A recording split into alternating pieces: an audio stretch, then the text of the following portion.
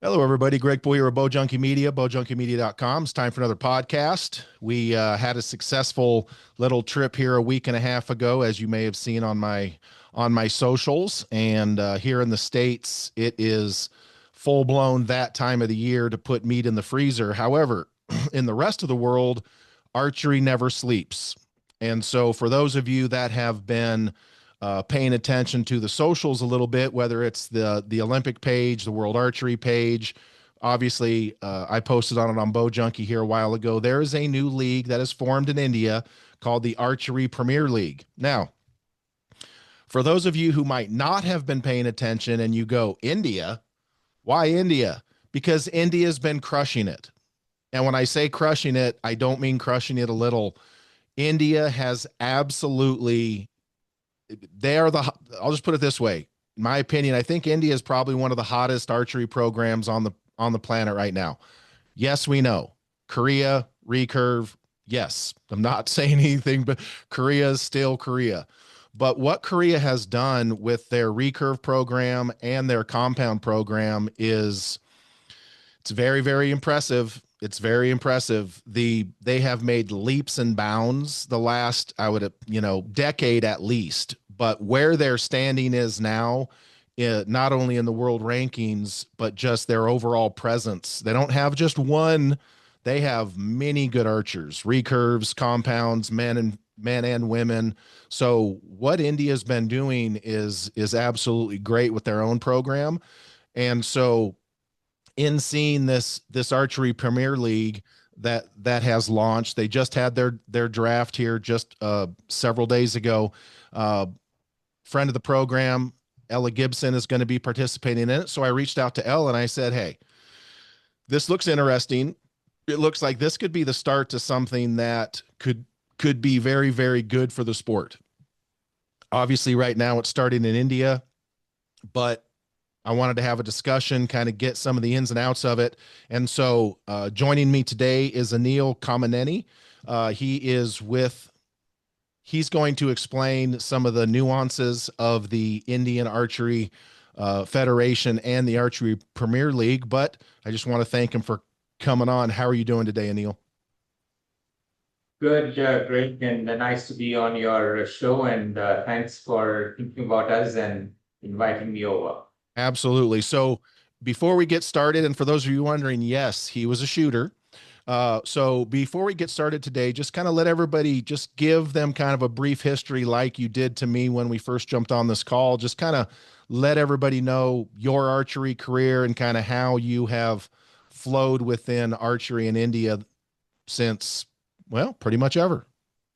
Yeah, I was an archer way back in the late 70s. And then I left India. I was in the US actually for a little while, and then got back to India. And then in 2002, 3, I became the Secretary General for Archery in India. And then I came with the Indian team to New York for the World Championships in 2003, I think, yes, or 2002 or 2003, yeah. And then, of course, I've been in and out with the federation. So we have this thing in India where you have to be for a little while and then you get out and you get back in and things like that. So, like I had mentioned to you way back in 2014, so we also had this program at the World Archery Congress where we showed what we wanted to do with regard to this league. But it has taken us 10 long years Right. to get close to it. And then now we see that India is doing very well in compound. So we thought probably this is a good time to go ahead with it. And the time was right. So we said, okay, let's get on with it. And then we said, let's get this league going. Absolutely. Now, anyone who's been paying attention knows that cricket is pretty much the national sport for India. It's huge. If you've never watched cricket, by the way, what an interesting sport.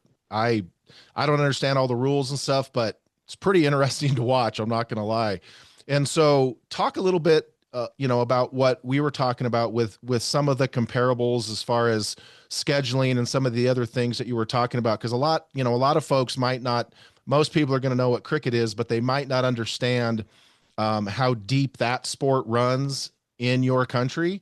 And so talk about that and kind of how you're, using that as as kind of a framework to get this archery side going. Like you said, cricket is very, very, very popular in India and the subcontinent. You have India, Pakistan, Sri Lanka, Bangladesh, where, I mean, cricket is just way up there. So in cricket too, in archery, I'd say. Say earlier, we used to have cricket matches going on for 6 days, one match going on for 6 days with a rest day in between. And then over time, what has happened in cricket also is it has got shortened. So from 6 days, it came to 5 days, 4 days, 3 days, and then to a one-day cricket, and then ultimately to a 20 over, which is about a 3 hour cricket. And right now you have the Asia Cup going on, and where it's amazing the number of people who watch it, and then the number of sponsors who come in there, and cricket is doing very, very well. So having said that about cricket, we thought we should do something similar in archery also. As you know, I mentioned to you earlier too, we all used to stand in one line and keep shooting. And then our neighbor didn't know the guy next to me didn't know what was happening. And I didn't know what was happening. So only at the end of the whole round, we would see that, okay, your feet are, you have so many points, and that's about it. So, and then of course, archery also changed. Then we had the set system come in, and then these matches and one-to-one matches. And now I think they have improved it much more too in the World Championships, which we recently had in Korea. So having seen that, we in India thought we should showcase the entire sport of archery. See, in India, we also have a third category, which we call the Indian round, where we use bamboo bows. So those bamboo bows are for those absolute beginners who cannot afford the recurve bow or the compound bow, which is very, very expensive by standards here. So we had that Indian round. So we said, let's showcase the sport with recurve and compound. And then, so for our the league that we are doing, so over there we have guys and girls shooting compound at 50 meters and recurve at 70 meters. And we are going to be having this competition going on at night under lights. Oh, nice. So, and we also picked prime time. So that is 7:30 p.m. to 9:30 p.m. Wow. So we said we will do that. And then I think we've been able to get Sony Live to go ahead. We are talking to them still, but it hasn't yet been finalized. But I think that's not what's going to be happening. So we have all these matches set in the evenings. And as you know, we were able to get some of the top archers of the world come in. Of course, Korea could not come in because they said if we had known about a month before, then, because they had scheduled their selection process. Right. Right. So around the same time as we were having this, so they said, we will send you another set of archers. We said, no, it has to be the top 10 in the world.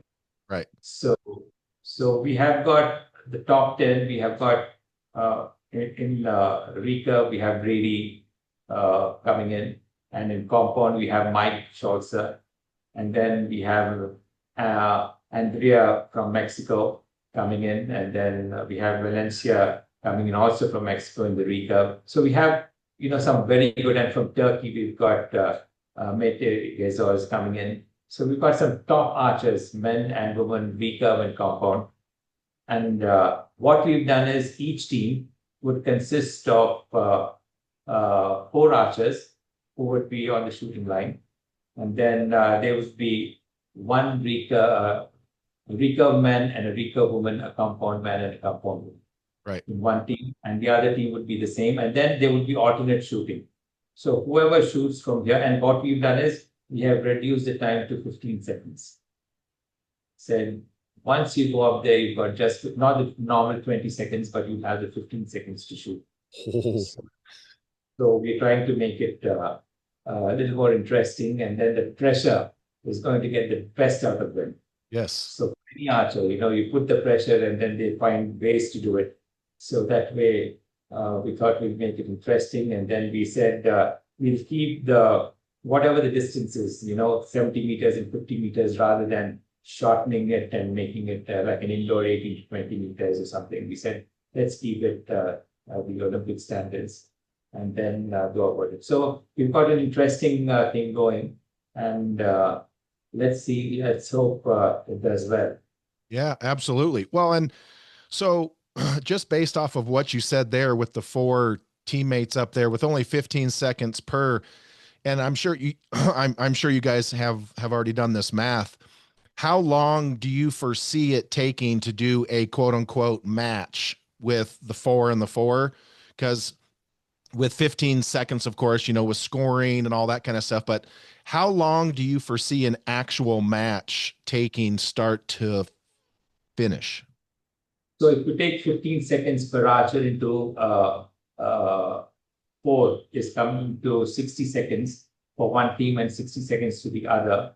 So, and then each one is shooting two arrows. So it's coming to 120. So we think that each match would take, and then we are doing the set system for, Okay. for compound also. So Got it's going to be the set system. So we are thinking it'll be about 20 minutes and on. And then there will be a pre-match and a post-match. And then we have also added in some time for our ads, like you were talking about earlier, the sponsors. Right. So Right. we want to get some ads in there. So, and then the archery actually, you've got enough time over there for the ads to come in. Because you finish one set, and then you've got a little time for the arrows to be taken, this thing and all. So you've got about a minute or so, where we could bring in various things. So, and we've learned a lot from cricket, like I said. Over there, we have the overs. So between overs, they have the ads coming in. So we said in between sets, we'll have the ads coming in. Right. So let's see how it works. So it should be Yeah. nice. Yeah. So since you brought that up, and look, folks, let's just be honest. We all know here in America, we got sponsors and advertisers for everything. Everything. And so the sponsors is just part of the world, folks. If you're upset that there's going to be commercial breaks or sponsors or ads, I don't know what to tell you. That's how you pay for things. But anyway, so in looking at your guys's Facebook and Instagrams, I don't see either a title sponsor, and obviously, folks, this is all in the works. If I'm not mistaken, the first match that you guys are going to have is October 2nd, correct? That's right. Yes. So talk to us a little bit about that sponsor side. What sponsors are you guys looking at getting? And to follow that up is who has funded the Archery Premier League to get to the point where it is now? We are talking to several sponsors. Like I said, cricket is huge here. So we have seen who the sponsors for cricket are. And then we have gone to them and said, here is a sport which is also going to be quite interesting, but nothing like cricket. But and we are not asking for the monies that cricket asks for. Right. We are much lesser than that. So here, give it a chance. So we are talking to various guys. Now we have not come out with who the title sponsor would be, or we are also talking to some who could be the sole sponsor for the entire thing. So, and then we've got three different levels. So we have the title sponsor, we have the associate sponsor, and then we have a third level below that. So we've got all these put together, and we've got smaller sponsors on board as of now. But we are not mentioning any names till we, have all of them with us. And then I think like each day we are talking to someone or the other. Like tomorrow morning, I'm talking to one major group in India. And then we are also talking, over the week, we'll be talking to several of them. And this has been going on for a month or so. Okay. So this has been going on, and we are pretty sure that by the time we come to October 2nd, we'd have everything in place. Nice. And we'll make the bigger announcements too. Yes. Very good. Well, I look forward to that. And so when it comes to, that particular side of things, just like cricket, just like anything else, the biggest part of selling sponsorships is how many people are watching. Cricket wouldn't be as big as it is over there if only 100 people watched. So it's all about how many people are watching. And so my question for you is, what do you guys have in place, or what's your plan for distribution of the Archery Premier League, the sport? So are you guys going to put it out on social medias, YouTubes, Instagrams, Facebooks? Are you guys going to have your own channel? How do you guys plan on disseminating the video product out to the masses? So the first thing we did was we had to have a brand ambassador Yes. for the Archery League. So what we did is we went to this gentleman who was a huge movie star in India, and his song, in India you have the movie songs, etc. So the song he was filmed on him won at the Oscars last time. Oh, nice.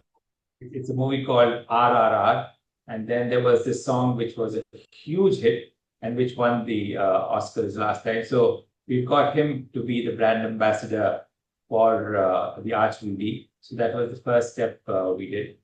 And then having got that, then once others saw that also, saying that, okay, guys, these guys have done some good work and they've got a brand ambassador who's so big. So then we started speaking to the TV channels and others. So saying that here it is. And then once they saw, and so we are going to go to, first we are going to look at the OTT, and then we're going to look at something like a Sony Live, or, we have not yet finalized the actual agreement, but we are talking to them, and I don't mind mentioning their name too, because we are very close to finalizing that.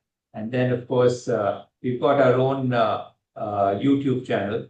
Yes. And of course, I've been talking to World Archery also. So they said they would help out also, this being the first time such a thing is happening. So they said they'll come forward too. So we've got all these put together. And we once we have the sponsors, and like I said, we have the brand ambassador, the sponsors, and then the OTT platform or the TV channels that will come in. So that's how we want to get this across.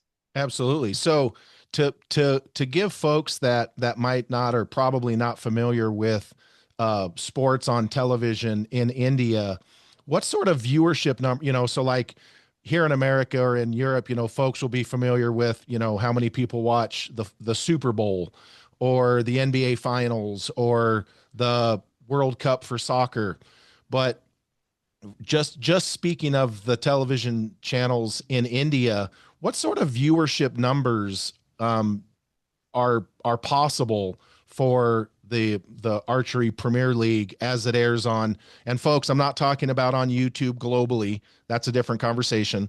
So right now I'm just talking specifically within India. What sort of viewership numbers do you think that you're going to have the potential for? As far as TV viewership is concerned, there's absolutely no figure that we can give you, because no one has seen anything like this before. And of course, they all go by, we have several other leagues also. We have the cricket league we have. It's called the IPL, which is huge. Then we also have a league for badminton. We have a league for volleyball. We have a league for indigenous sport called kabaddi. So we have all these smaller leagues going on, and the viewership is nothing compared to cricket. Right. So we actually do not know what we would be able to get, but we are hoping that by making it interesting and by having this brand ambassador being there, and we have also made it a requirement that every franchise team has its own brand ambassador. So who would be also a movie star or a sports icon, or someone basically who's known to people. So that's how we want to be able to attract people to come in, Absolutely. whether on the field or on TV. So, and every day we have every team playing. So we have six teams, and each of those teams plays each day. Wow. So it's A versus B, C versus D, E versus F, and then we have a round robin. So we have that first round robin over a 5 day period, and then we have a second round robin over the next 5 day period. And like I said, each team plays the other. So each of those teams is out there playing that evening. Wow. So, and then with these brand ambassadors coming in, we want to pull in the people. We want, whether it's a movie star or whoever it is, the brand ambassador, they should be able to get people to be watching. And there's one other unique thing that we have done. If you see the names of our teams, so what we have done is we have said archery is a sport that has gone through mythological times, to medieval times, to modern times. And it is, we are going to be releasing our video very shortly. We have only shown the clips of it so far, but which shows archery in India, in Europe, in rest of Asia, and around the world, how popular it has been. Yes. Over the years, over time, it's something fantastic. So what we are looking at doing is, once people come to know this and say, see this movie itself, the video itself, that is going to attract a lot of them to come in and watch the sport. And what we've done is we have taken dynasties in India from medieval times, and we have named each team after that dynasty. So, for example, so that way, what we're doing is, there is sport, there is entertainment, there is some history, and then we also want to spread the culture of that region, the history of that region. So it is just not the sport. So sport with entertainment, history, and culture. And so it's going to showcase, the culture of that region, the history of that region. So it's going to be something different. We wanted to be something different. We didn't want the same old thing. So we said, let's do something different. So we put all this together, and we're hoping for the best. Absolutely. Well, I just based on that alone, I hope that other sports, archery sports, NGBs and other things around the world are paying attention to what Anil just said, because what he just said was all about presentation and not just standing there in a line shooting a piece of paper. So what he's talking about is building a foundation that is going to help grow interest in archery, not just from the sports side, but from the entertainment side, from the cultural side, and from the historical side. So that's going to be a soundbite right there, I can tell you. And so I'm looking at your Facebook right now, and I can name all the last names, but some of the first ones, I don't want to butcher them too bad. Can you name the 6 teams right now? So folks, I'm going to be posting after this podcast, folks, I'm going to be posting on BoJunkie all of the teams with the pictures of their athletes, but just go ahead and name the teams right now if you can. So the Delhi team is called the Prithviraj Yodhas. Prithviraj was an emperor who ruled that part of India. And then Yodhas means warriors. So Prithviraj is warriors. And then we come to another team that is called the Chero Archers. Chero is a tribal dynasty which ruled that portion of India in the 13th to the 15th century. So we've named the team after them. And then they are the ones and that is a team that has been taken by a huge business entity in India called the Tatas. So they are the owners of that team. Then we come down to where I am from, and there they are called the Kakatiya Knights.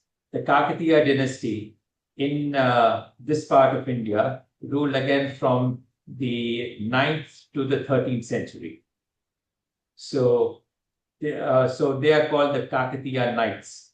And then we have another team called the Chola Chiefs, the Chola dynasty. In fact, they not only ruled over southern India, but they went into Southeast Asia also. So they went right up to Vietnam. So we have a little bit of history there. Along, we will be showcasing the culture. And then this is the Chola dynasty, which we're showing. And then we have the team from the state of Maharashtra. They are called the Mighty Marathas. So the Marathas had an emperor called Shivaji, and he and his people, they ruled most of India again in the 16th, 17th century. So then we have the Rajputana royals. Now the Rajputana royals, if you are familiar with India, we have the state of Rajasthan, which has several princely states within it. They have the from Jodhpur, from Jaipur, from Udaipur. So we are basically showcasing the entire, the north, south, east, west of India, and history and culture. And then when people from these regions see their team over there, they feel great, saying that, wow, my state or my region is there, and then I have to support it. So that is the kind of thing which we, the kind of interest that we want to get people to have, and then follow their teams. And like I said, each one would have their own brand ambassador, and then attract people to come and watch it. Yeah, I love that. I absolutely love that. I love that. I mean, there's not a lot. That was fantastic. And for archers, doesn't matter where you live right now, if you're in America or anywhere in Europe, just listen to what he just said and his descriptions of what these teams mean. I absolutely love that. So that makes me want to watch even more, just knowing that the names are linked to something more than just a name. I absolutely love that. Now, in looking at the teams, you got some so first of all, explain the I guess what we'll just call the foreigner. I that's okay with me. Yeah. So Yeah. yeah. So explain how the team format goes with Indian archers, and then the integration of foreign archers, and how that ratio is to work.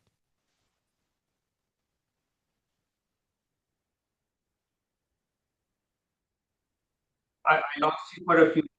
I lost you for a few seconds, Oh, Craig. I yeah. think there's a problem with the internet. Okay. So uh explain to folks how you guys have structured this with the number of Indian archers on a team and the number of foreign archers on a team, and how that dynamic works. Well, what we said is we will grade them according to their rank in World Archery. So we said all of them who are in the top 10 of World Archery ranking, they would be at one level, that's the highest level. Then followed by those from India who are in World Archery's top 20. And then we have our own ranking of Indian archers, so they would go into the next level. So we have I think, 4 or 5 different levels. One is the world's top 10, followed by India archers in the world top 20, and then India's top 10, India's top 20. So that way we've got the world top 10, we were looking at 12 archers. So from these are the foreign archers, we have them from 11 different countries. In fact, it was amazing. Once we saw the numbers we got from different countries, Right. it was great. So right from, I think, of course, we have Mexico, we have Great Britain, we have the US, we have the Dutch, and then we have Spain, The and Netherlands. Turkey. Yeah, the Netherlands, yes. And so it was amazing once we saw them. And then I remember I had gone to Madrid when they have the World Cup. So I went there and I met a lot of them there. And I said, this is what we are thinking of. And then some of them immediately said, yes, count us in, we are in. So it Nice. was really good to be among those archers and see what they did. And then Then I went back to this one, and then I had to get support from the various federations also, so that they understand that, and also they make it easy for their archers to come. And it's been a lot of work also, because we need to get the visas for them and put all of these things together. So it's pretty interesting thing, the entire thing that we've been working on. Yeah. Yeah. So I think what you were just talking about was actual compensation or pay, correct? So you guys, Yeah. yeah. So what Anil was just talking about, which is a question I was going to ask, by the way. So he's ahead of the curve here. Was I was going to ask about compensation and how archers are being paid. And so the structure that Anil just laid out was basically the pay structure. And I'm not asking what the pay is, of course, but what he was talking about was the top 10 in the world are at a certain pay structure. So and then there's a sliding scale going down after that. And so it sounds to me like, excuse me, these archers are compensated in some in at some level just for participating in the league, correct? That's right. Yeah, they're guaranteed a certain amount for participating, and Nice. then we're also taking care of air their flights, and then also their stay in India. Nice. And then in some of my notes, so the original question there was having to do with so there's 8 people per team. Now there's generally it says on here 2 foreign archers. Is the 2 foreign archers required, and is the two the maximum that a team can have of foreign archers? Yeah, two is the maximum they could have, and at least one of them should always be shooting. Should be Oh, on at the shooting line. Yeah, at least one. So they could have two, but minimum one. And then it has to be a male and a female, either recurve or compound. gotcha. So Okay. we took care of the gender issue. There should be nothing over there. And then we made sure that it is recurve and compound, both are there. And so we were able to get, I think, some teams, the draft which we did was amazing because so thrilling. And because some ended up, I think, with the world number one compound men, and also I think world number three compound women, or something like that. So they were very, very excited, some of the teams. And then, but of course, like I said, it's a level playing field for everyone. So all the teams are equally matched, and we are hoping that we have a very good competition going on. Absolutely. Now, so for your draft, which I think is genius, by the way, well done on that.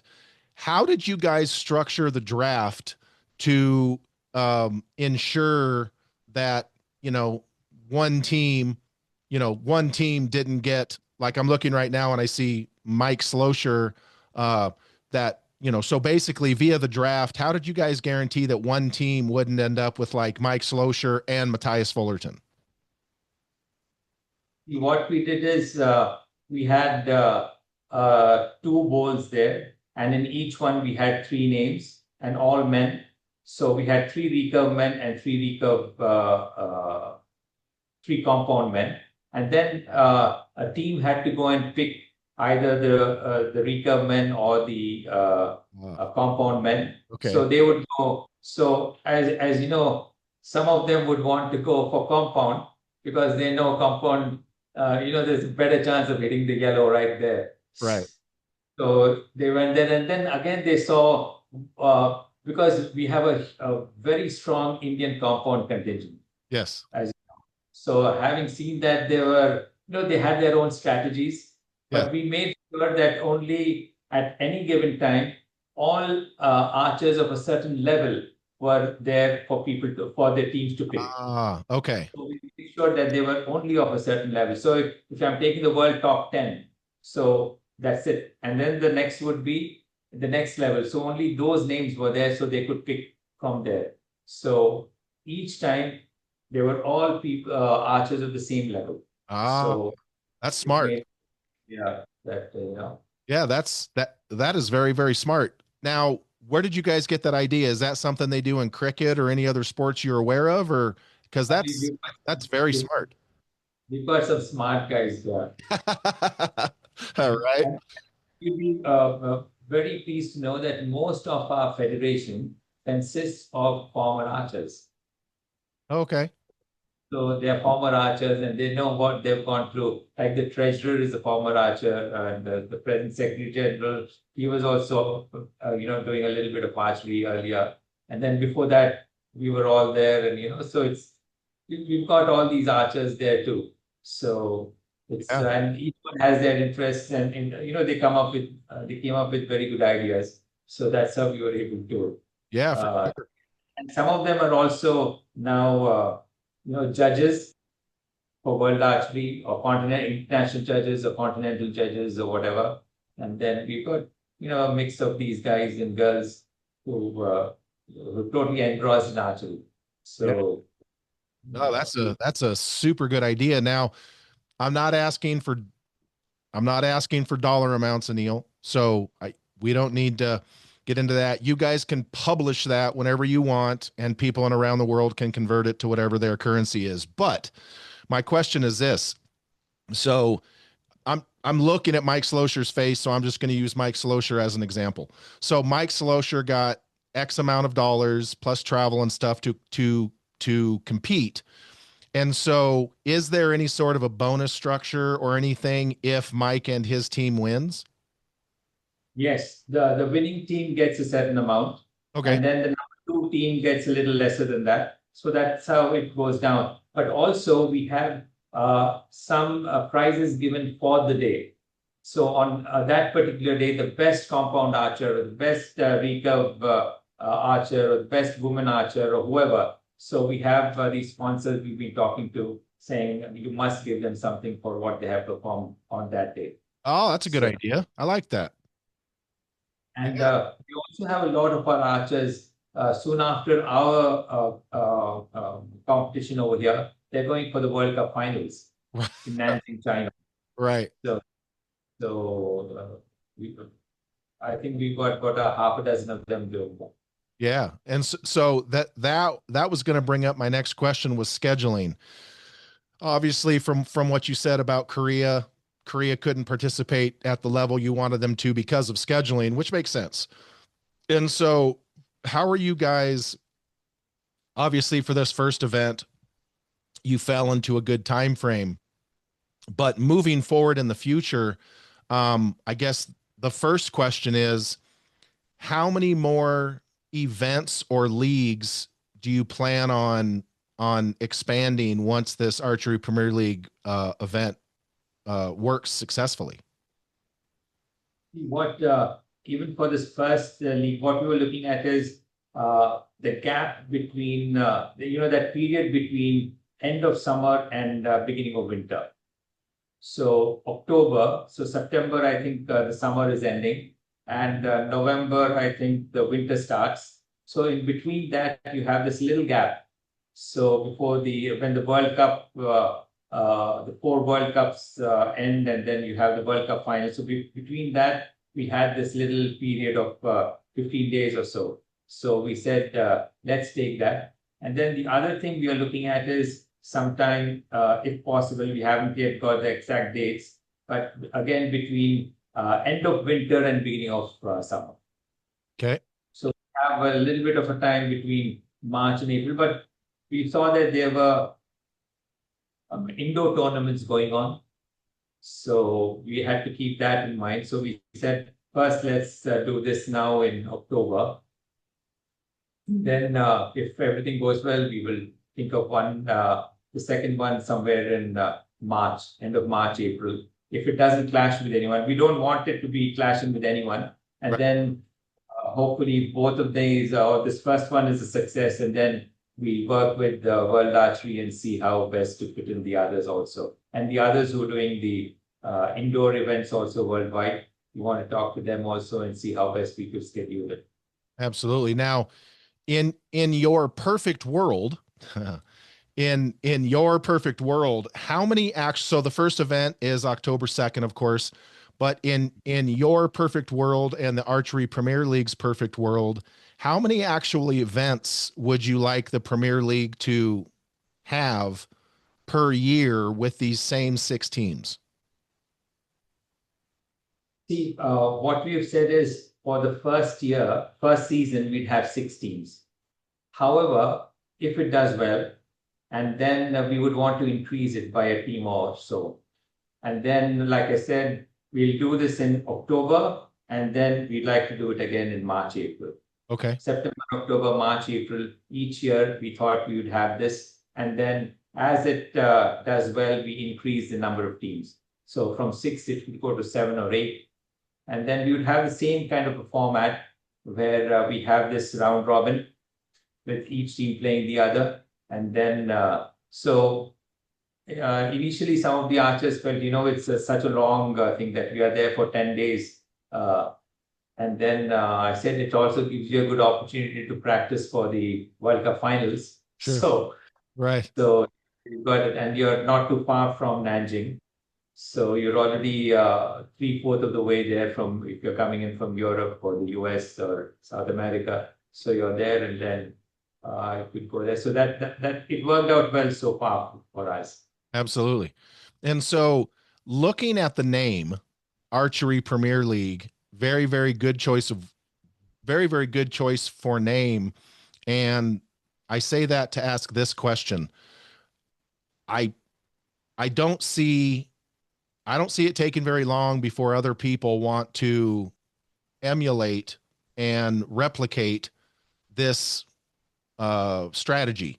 I'll just use France as an example. I'm completely making this up. So if France calls and says, "Hey, we want to do a French Archery Premier League," or where there's because I'm really hung up on your description of the teams and the history and the regional aspect of the names that you selected. I love that. So in France or America or wherever it may be, what do you guys envision as far as the expansion of this idea? Actually, when you very rightly said the name, we did not want it to be a name that would tie us down to a region. So that's why we said Archery Premier League. Yes. And that would be all inclusive.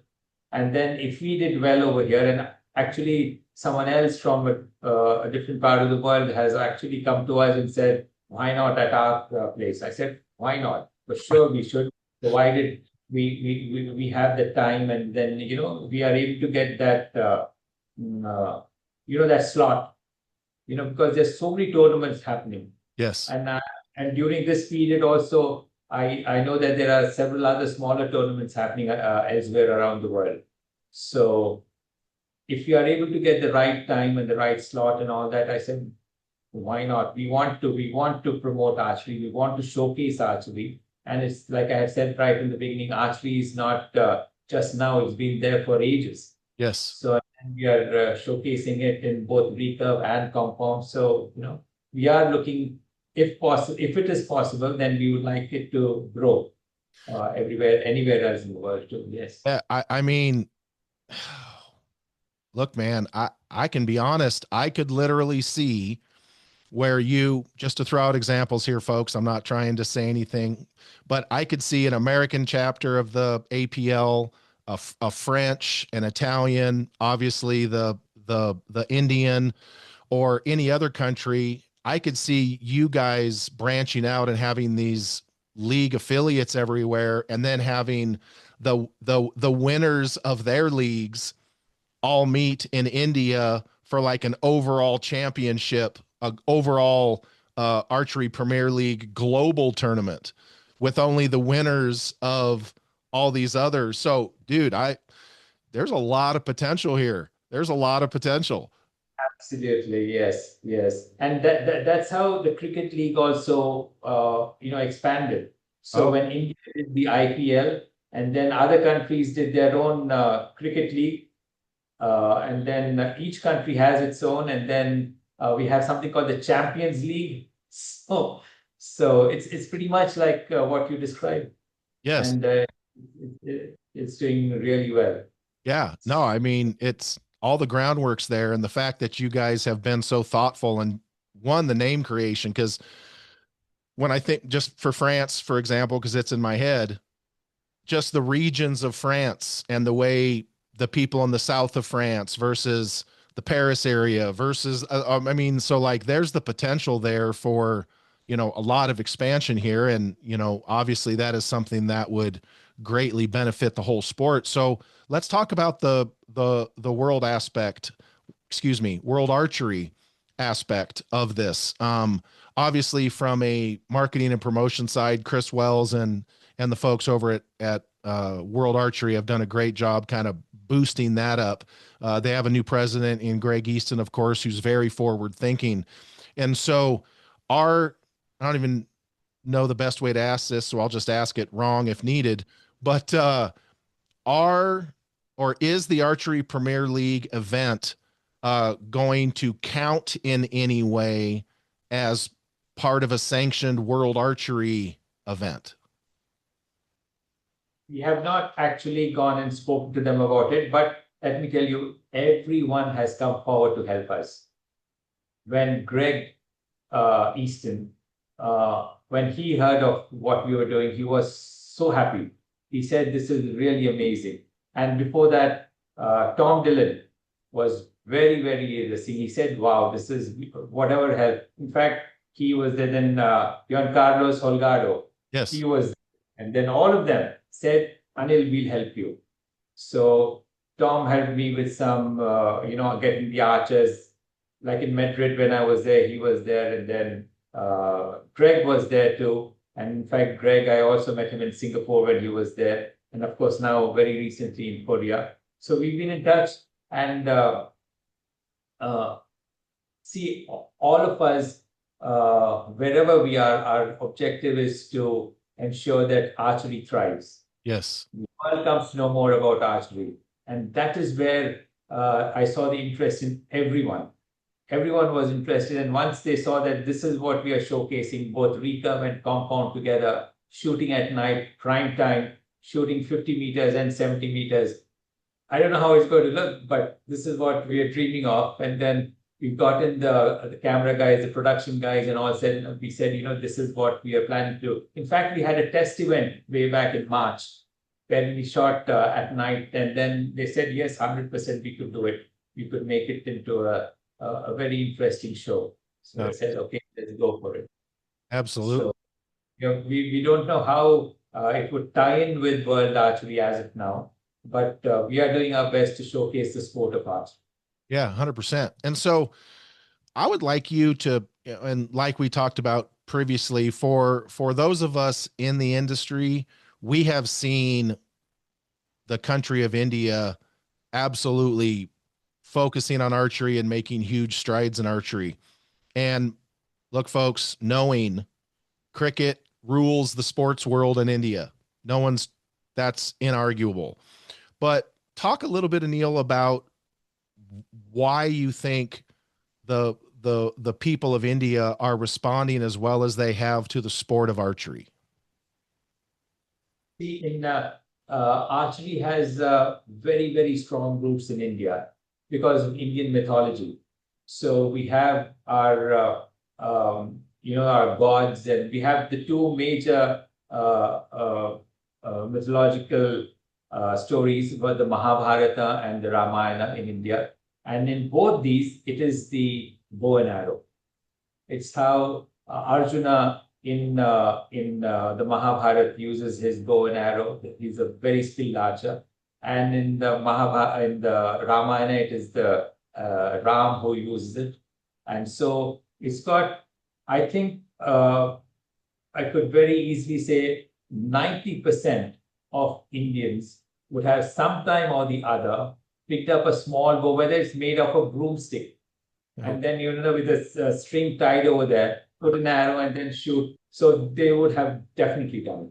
Yes. So that is the kind of interest. And then if you see the way archery has spread out in India, we have the most recent is at the in Canada when you had the youth championships. Yes. So the young lady who won the gold medal over there comes from a very remote village in India. So she picked up the thing and she got into compound archery, and then she went and the crazy thing is she made it to Canada because of this Air Canada strike. She made it just the night before the competition started. At 11 p.m. she made it. And then she called me up at 4 a.m. a few days later, 4 a.m. my time, saying, "Sir, I have won the gold medal." So I said, "Wow." That's awesome. So that's really something. She was struggling to go to Canada. She wanted to so much, and we all helped her. And then finally she reached there, and then she went on to win gold medal. So we have archery literally spread out all over India, and so from the most rural areas to the major cities of Delhi or Calcutta or wherever we have archers coming in. So that's why it's very much there. And people in India, like you had asked, how they would take up the sport. So like I said, every kid in India would sometime or the other in his or her life pick up a little bow and an arrow and shot, and then thought of themselves to be this Arjun or Ram. Like probably in England, they would think of Robin Hood or William Tell or something in Europe. So these girls and guys would have thought of that and done it in India. So we hope that way it would really spread. And then the guy who we have as our the star who we have as our brand ambassador. Yes. So he's done some major movies where he's used the bow and arrow. Yes. Oh, his name's Ram. You see, Ram Charan is his name. Yeah. And if you see the movie, I mean, it's on Instagram. So you would have had our Instagram link. So if you could take a look at it, we've got some of the things there, and then and some of the clips from our video. Where in that video too, we have shown right from Japan, archers from Japan to Mongolia to India to some parts of Western Asia, and then Europe. We've shown the Colosseum where they are shooting with the bow and arrow. So we've tried to get the entire world involved. And said, "This is what we are all about." And yeah. So let me ask you this question about equipment. I've not been to India yet, so I don't have any practical experience with this, but what is the product availability for archery? Obviously, folks, for any of you listening in America, I don't think hunting is going to enter the chat here at all, so that's irrelevant. But, are there archery shops where archers can buy equipment? Does the government run the archery shops? Like, what's the archery product distribution channels over there for people to purchase archery equipment? We have right from the time when I was shooting. So at that time, we used to import it, get the permission from the government, and then the license for import, etc. But now we have got agents over here. We have got about a dozen or so, and some dealing with Hoyt, some dealing with Win and other companies to Samick or whatever else. Right. And then same thing. So we have these guys, and then they have these are all private. So it has, but the government of India helps with getting more, and then they have their own programs for encouraging every sport. So archery is one of them also which they encourage. Right. So we have a good support from the government too. But equipment itself, it is coming from these, and some of them import the equipment directly. Some of them go through these local agencies in India who are dealing with specific companies. Okay. And I don't expect you to have an exact number, but about how many archers do you think there are? Not people who've tried them, of course, because that would be a lot, but how many active archers do you think there are from the recreational level to the Archery Premier League level in India right now? Recreational level would be very less.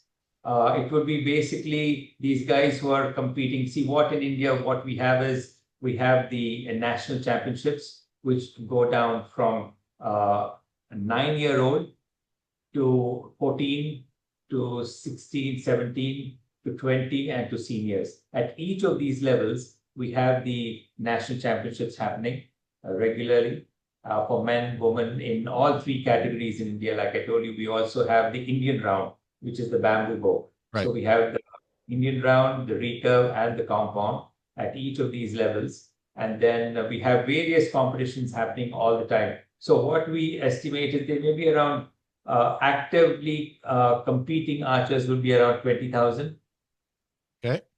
That's what I may be wrong, but it's around this figure, somewhere around this figure that we have. Okay.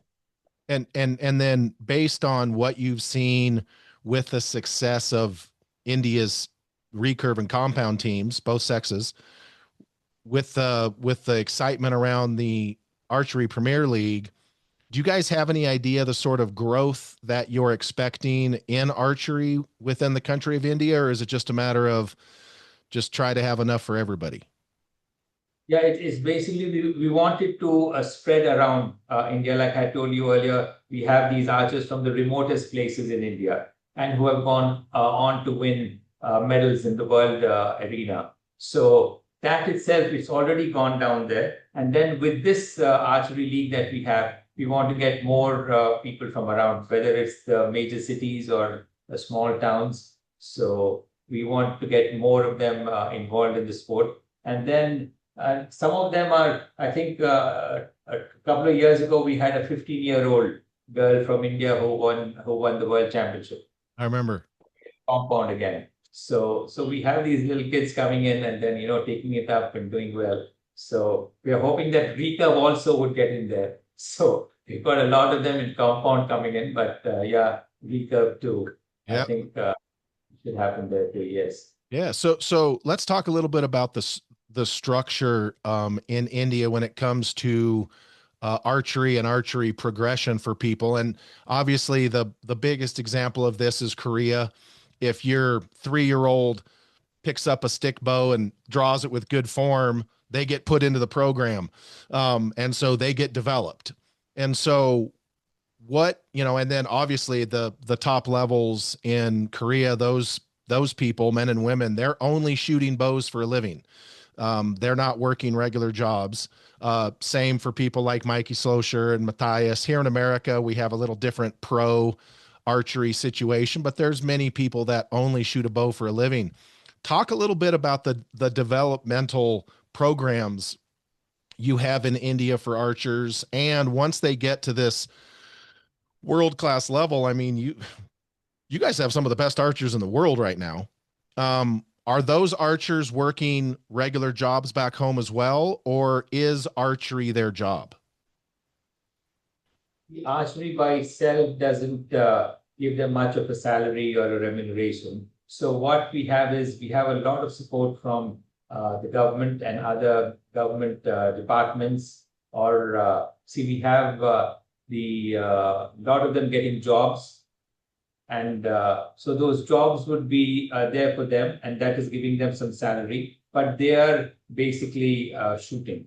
So Okay. there, then we have also the Indian Army. They have some archers. Then we have various companies who have taken archers and who they Ah, give them a salary. So they're getting there. So uh, once these archers come to a certain stage, then they are picked up by various companies, and then it is only out of the government um, has made it easy for companies to take them, the government companies. So sure. they come forward and say, okay, we will support you by getting you a job in our company or in our. We have mostly we have the public sector companies who are doing this, and then some private are also coming forward and doing this. And then we have various other agencies which also support archers with uh,